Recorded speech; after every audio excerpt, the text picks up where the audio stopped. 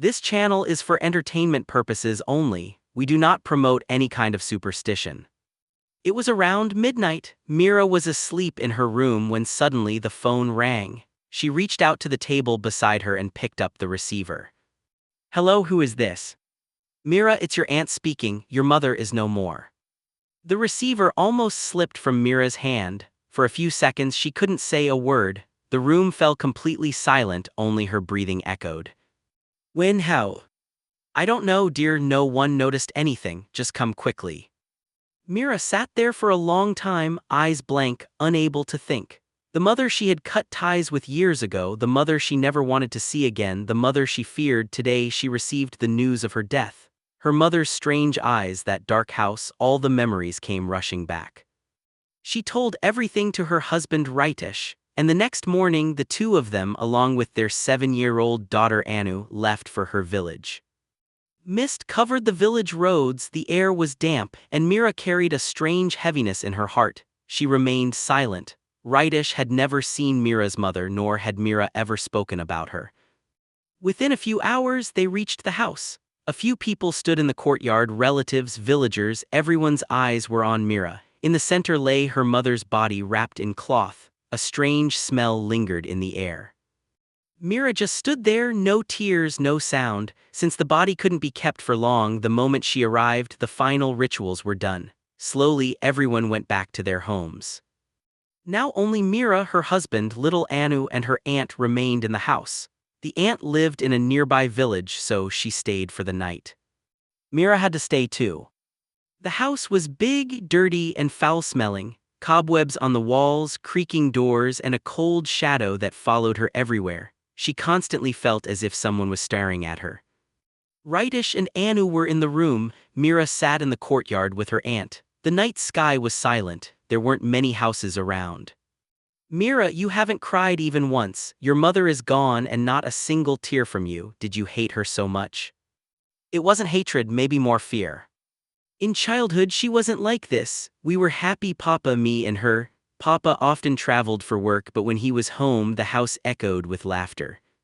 But one day Mom returned late from the fields. It was evening and something about her face was strange. After that day she changed." "Changed how?" the aunt asked. "She became quiet. Sometimes she worked, sometimes she didn't. Sometimes she smiled, sometimes she stared at me without blinking. At night she wandered around the house. Sometimes she stood by the door, sometimes right next to my bed." I was terrified of her, aunt, really terrified. "Maybe she was ill, dear. You were a child, you didn't understand." "No, aunt, she wasn't ill, it was something else." Mira's voice grew softer, as if revealing a buried secret. "I had a friend, Suman, she would visit sometimes. That day she came, Mom stared at her too. Suman felt it, she left early. And when Suman was leaving, I saw Mom follow her. Suman never returned home. 2 days later her body was found near the old well in the forest. People said someone had drained her blood." The aunt's face turned pale. "You think your mother did that?"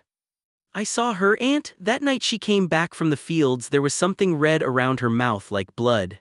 After that, strange things kept happening. Cows and calves disappeared. Their bodies were always found near that same old well." Mira's eyes looked far away, trapped in the past. "Then I fell sick. Papa came and said Mom couldn't take care of me. He took me to your house. She didn't even try to stop him." The aunt said nothing. After a while she spoke. "And then your father also passed in a fire. I tried to bring your mother to stay with me, but she refused, said she wanted to live alone." Mira took a deep breath. Her face still carried the old fear. Later Mira went to sleep.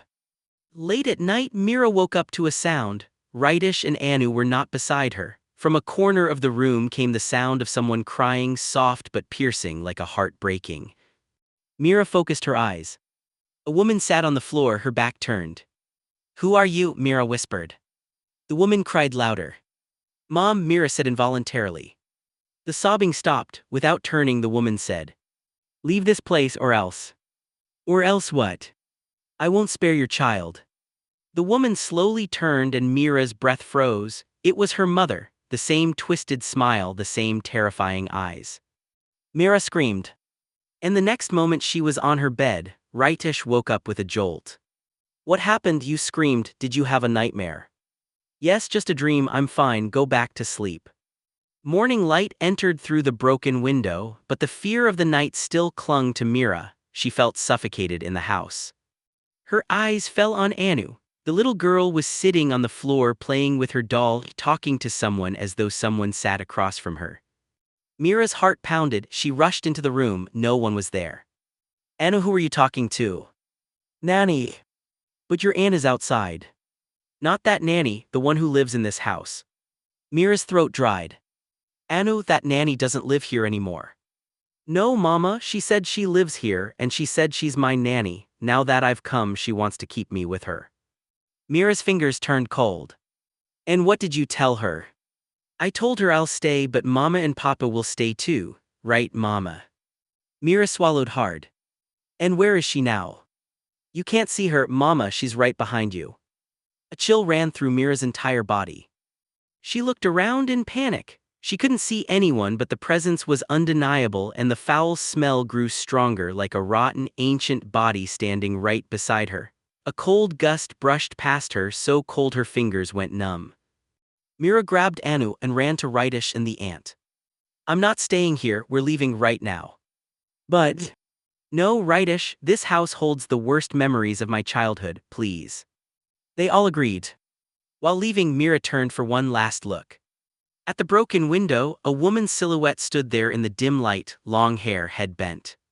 Mira froze. Slowly, the face lifted. It looked like her mother, but not the terrifying one. This face looked sad, broken, as if trying to say something.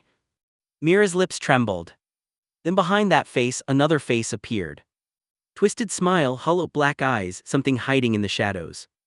Mira blinked in terror, and both silhouettes vanished.